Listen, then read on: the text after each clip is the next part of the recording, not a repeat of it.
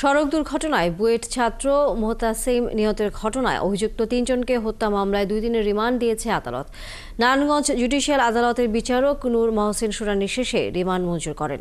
এদিকে নিরাপদ সড়ক নিশ্চিতের পাশাপাশি মোহতাসিমকে নিহতের সাথে জড়িত সবার শাস্তির দাবি জানিয়ে আদালত চত্বরে বিক্ষোভ করে তার সহপাঠীরা। নারায়ণগঞ্জ থেকে হাবিবুর রহমানের পাঠানো তথ্যছবিতে বিস্তারিত।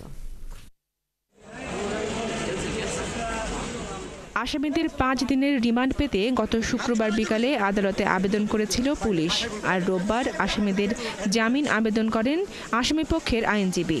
পরে আসামিদের জামিন আবেদন নাকচ করে নারায়ণগঞ্জ চিফ জুডিশিয়াল ম্যাজিস্ট্রেট আদালতের বিচারক নূর মহসিন হত্যা মামলায় 3 জনকে 2 দিনের রিমান্ড দেন। রিমান্ডে যাওয়া 3 জন হলেন মুবিন আল মামুন, মিরাজুল করিম ও আসিফ চৌধুরী। মাদক মামলায় তাদের 5 দিনের রিমান্ড চাওয়া হবে।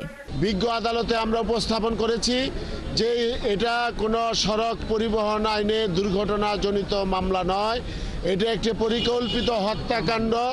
কারণ যে আসামিদেরকে গ্রেপ্তার করা হয়েছে তাদের কোনো ড্রাইভিং লাইসেন্স পাওয়া যায় নাই এবং গাড়ির কোনো কাগজপত্র ছিল না, গাড়িটাও অবৈধ গাড়ি ছিল। ঘন কুয়াশা থাকার কারণে যখন পুলিশ ওই ব্যারিকেডটা আমাদের আসামিরা দেখতে পারে নাই, তখন সামনে একটা ব্যারিকেড ছিল, হলুদ রঙের একটা ব্যারিকেড ছিল, এখানে লেখা ছিল থামুন।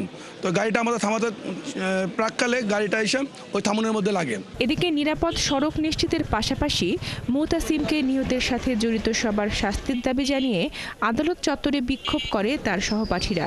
আর স্বজনেরা বলছেন, পুলিশ চেকপোস্টে গাড়ি চাপায় মেরে ফেলায় প্রাথমিকভাবে তারা মনে করছেন এটি পরিকল্পিত হত্যাকাণ্ড। সামনে যে তদন্ত কাজগুলো হবে সেগুলো আইন অনুযায়ী সুষ্ঠুভাবে হবে, আমরা এটাই আশা করি বুয়েটের সাধারণ শিক্ষার্থীরা। বাংলাদেশের সর্বোচ্চ মেধা সেই জায়গার ছেলেদেরকে দণ্ডায়মান রইল, পিছন থেকে এসে মদ খাইয়ে গাড়ি চালিয়ে একেবারে ফেসে জায়গায় মেরে ফেললো, যেন এইরকম আর এই ধরনের কাজ না হয়।